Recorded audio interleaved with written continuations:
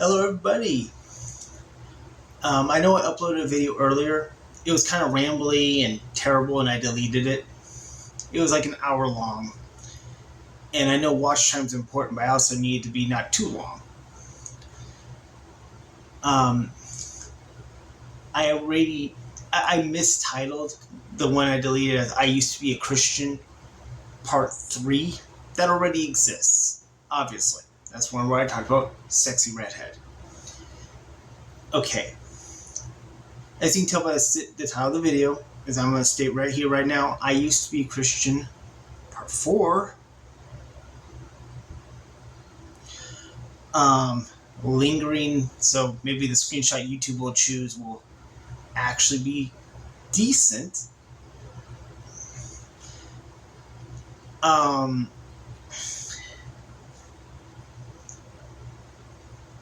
I'm talking about high school. But that's going to be pretty short because there's really not a lot to say. But I'm going to respond to some ages-old comments by saying I was not trying to be wishy-washy in my middle school video. I Used to Be a Christian Part 2. I really was just trying to remember to the best of my ability, and my memory is not the best.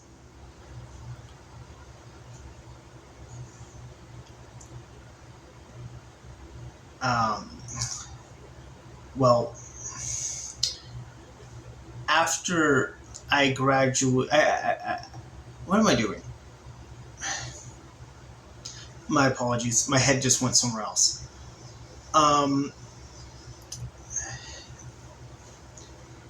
okay. I was in high school, but I still believed in God. Like, my hormones kicking in and me noticing girls' sweet asses was not enough to alleviate my fear of hell, was not enough to make me turn to an atheist. And anyone who commented that, I don't know how you could think that that is how that works. I mean, you're likely still a Christian now. If you, at the time you typed that, you're probably still a Christian at the point of making this video. And I would hope that any Christian who sees this video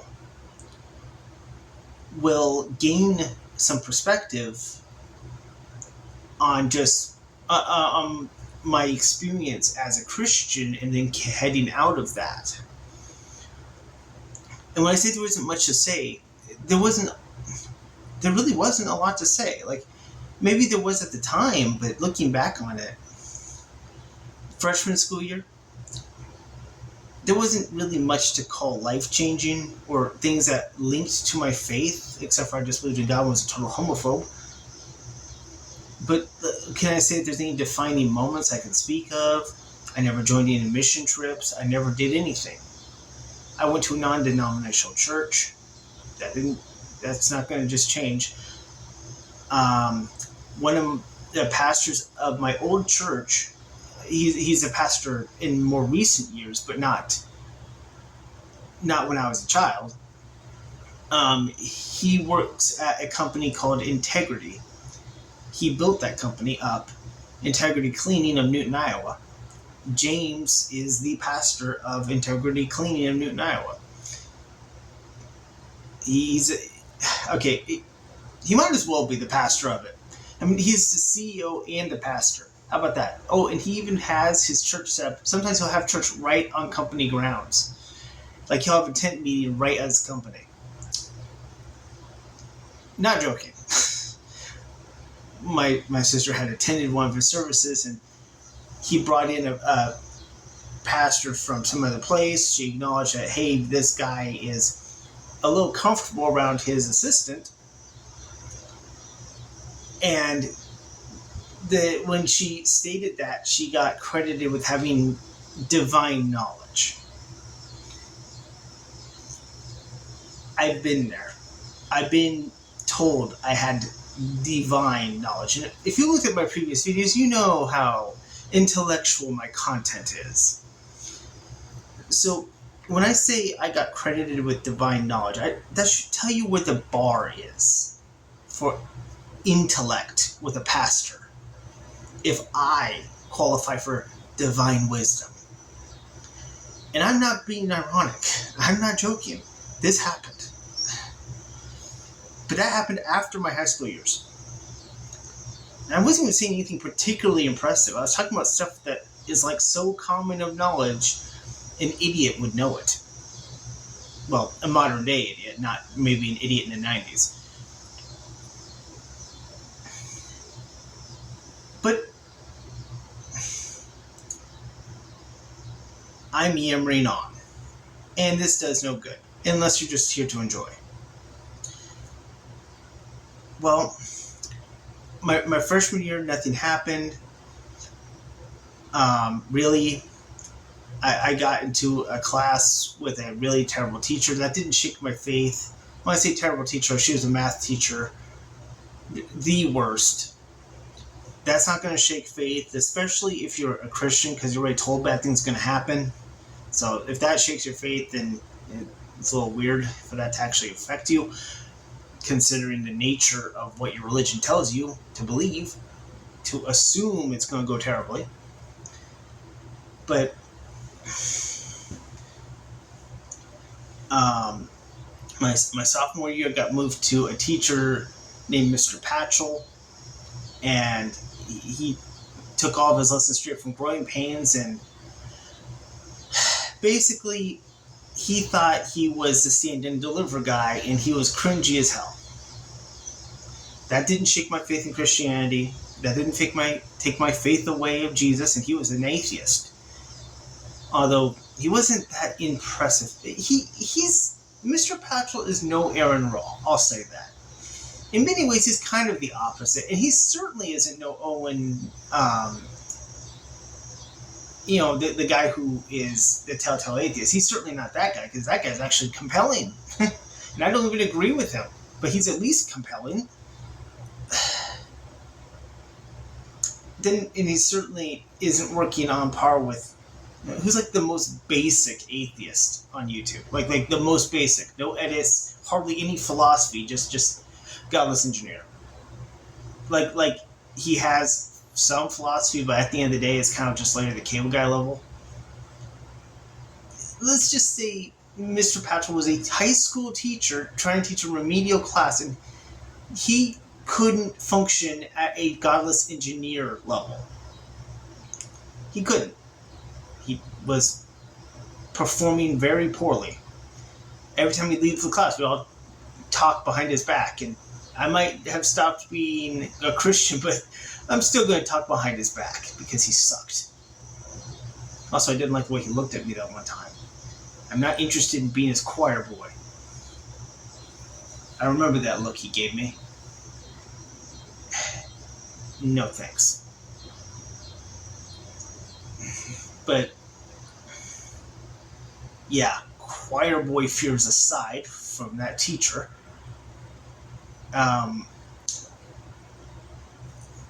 Then I'm gonna move on. Junior year. Again, nothing in terms of anything to shake faith. It was all kind of rinse and repeat. So I'm going to skip right through it. I'm just going to tell you, each year, nothing special, nothing challenging. It was just boring. Now, senior year was interesting towards the end, because during the senior year, I had a conversation with a girl.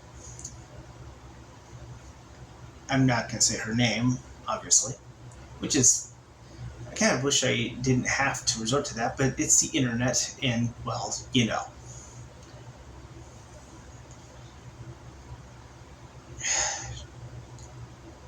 She did something I was absolutely not prepared for as a homophobic Christian.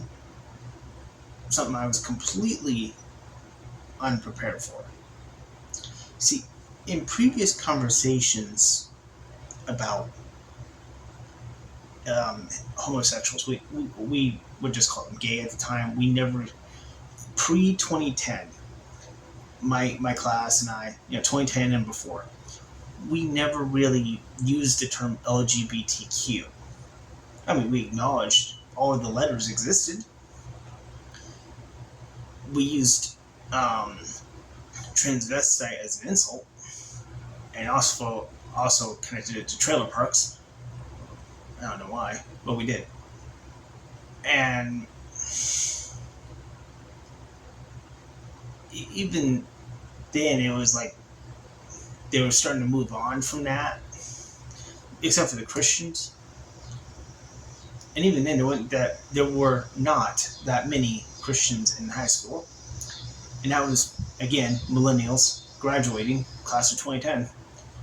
I went to Newton Senior High, the Newton High School, the Cardinals. Anyone who's been there, who's watching this, shout out to y'all. And to my teachers, fuck you. Y'all suck. Especially you, Mr. Patchell. But especially you, Mrs. Johnson, my remedial math teacher. You actually make Mr. Patchell look good. And he was like Brian Griffin from Family Guy. Not that great. You make him look amazing. Because you, Mrs. Johnson, you are the worst. You suck. You were insulting to the fellow students in the class. While that didn't shake my faith in God, it certainly did already confirm a anti, Homo sapiens sapien bias I have. And it also kind of confirmed my anti-teacher bias. So, I guess, thanks?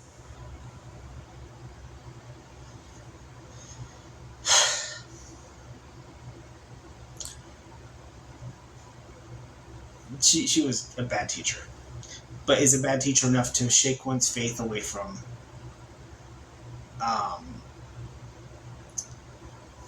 a deity?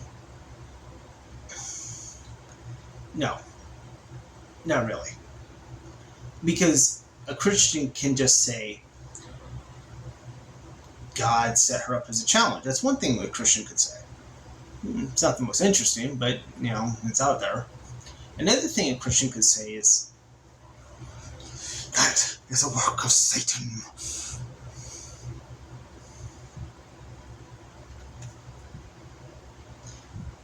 But,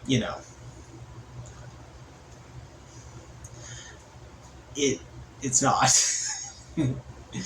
It's not at all. And I really hope the YouTube algorithm doesn't hate me for saying what I said about the teacher, but I'm sorry. But when you start saying to a child in your class, do you have a brain? Like that, that's not okay. Okay, we're in that class to learn. We're in that class to deal with a learning disorder of some sort. We don't need insults for all of us. So when I say she made him look good and that she sucked, and I call her out directly, hoping she might accidentally run into this video, yeah. She was terrible. And I honestly, I don't know how bad your bad teachers were, viewers, but she wasn't enough to turn me atheist, mainly because I didn't know I could even be atheist at the time. I didn't even know what atheist was, so a little hard to become an atheist and reject all the belief in the existence of God if you don't know that there is a concept of a non-God world. The world I'm pretty certain we live in. Because it would certainly explain the lack of UFOs, because something God and UFOs, apparently. It would explain the lack of reptile humanoids, so we don't got any Argonians in this world. If you are an Elder Scrolls fan, you know what I'm talking about.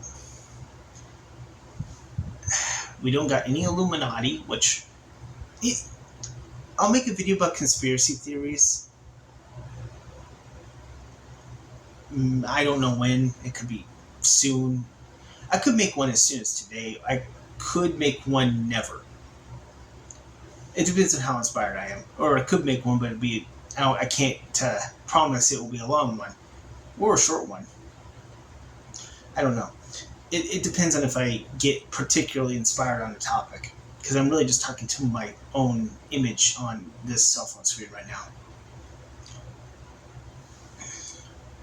But I know the viewers are not looking at me, looking at myself. Anyway, about the girl I talked to. You can just edit the first time I mentioned the girl and just clip all this together. That'll speed things up. She did something that I had absolutely no way of preparing for. I explained, because I came up with the idea of how, a person had asked me questions like, how is homosexuality actually bad? And I came up actually with what at the time I thought were some pretty decent answers. And by Christian standards, they're certainly better than what I've heard. But I would basically say that gay sex is equal to rape, even if they consent. In other words, their consent is invalid. I mean, it's wrong, it's incorrect, but the fact is that is what I came to. And you might think, oh, that just was flippant and easy. Not really. It took me forever. It took me 4 years to come up with that gem. 4 whole years. I actually don't know why it took me that long. I mean, I should have came to a conclusion like that in elementary school. I didn't. It's probably because I couldn't come up with all those other concepts to put that concept together. But that is where I went with that. Now, the girl I talked to, she was part of the school newspaper.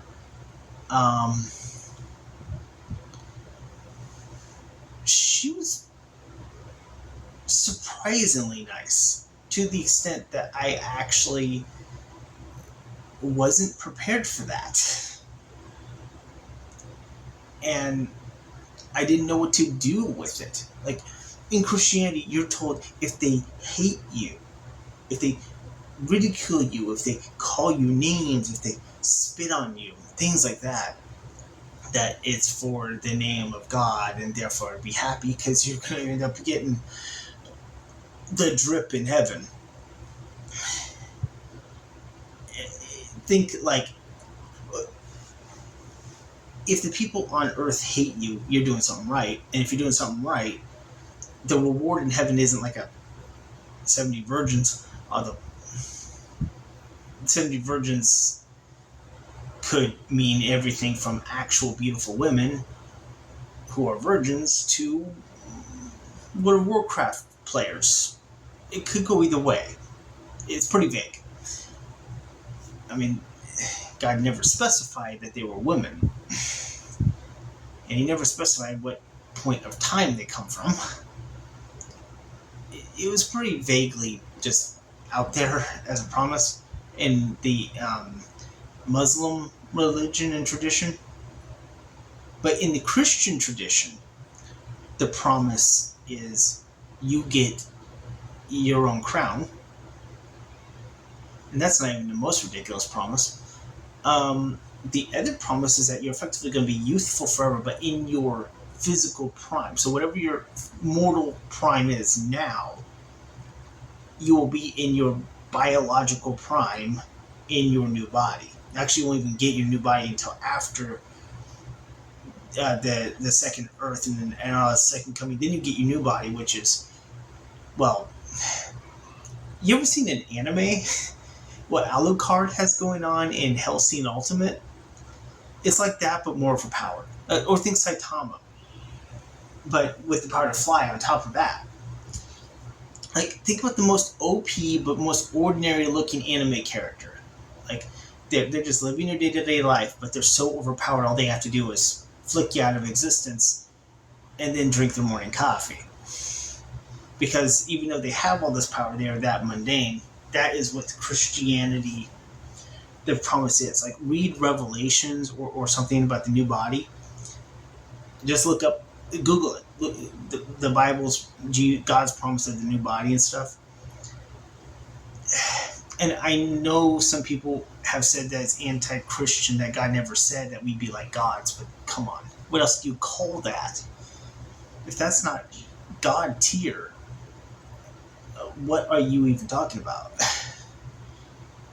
I mean, that sounds like objectively God level power to me.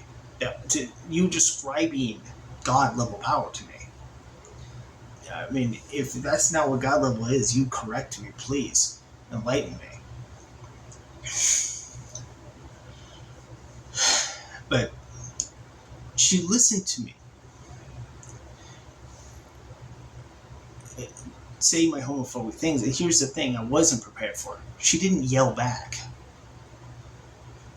Which, I'll be honest, had me rattled. I didn't know what to do with it. I didn't know how to respond. I didn't know how to feel. I had no pre-scripted mind. Like I didn't know what to do with it. And on top of that, she didn't even have a sneering look on her face that disgust. But she didn't have this pride in it like we'd expect from the Christians either. Of the homophobia either. It wasn't either one of those responses, which I am again, I was at that point taught to look for. It was just outside of my range of responses that had canned and ready for me to understand. But I didn't know what to do with it. So we did talk, and I'm like, why aren't you yelling? And she's like, no, there's no point in it, as she put it. I mean, it doesn't change anything, I believe. I don't know what her exact words were, but I think it went in that direction. I think I did ask that question. I really hope she can make a response video or a comment down below, perhaps. You know who you are. I met you in high school. Come on. If you do watch, I would like you to correct the record. My memory sucks. So, with a memory like mine, maybe you correct the record. Or maybe is your memory also like mine? Let's hope not. But, yeah, like, it didn't make me atheist. But I ended up kind of walking home, looking back at her as I was kind of heading to my apartment, which was several blocks away, actually. Well, actually, a couple blocks away. Blocks are not small. And I was at Maytag Park of Newton, Iowa. So I was heading down to the apartments, which were near the high school at the time. I don't live there anymore. But I used to live at the Levi Pence Apartments near the high school. And I would walk on foot. I still walk on foot around town. But it didn't turn me atheist. But I was unable to deal with the lack of hostility.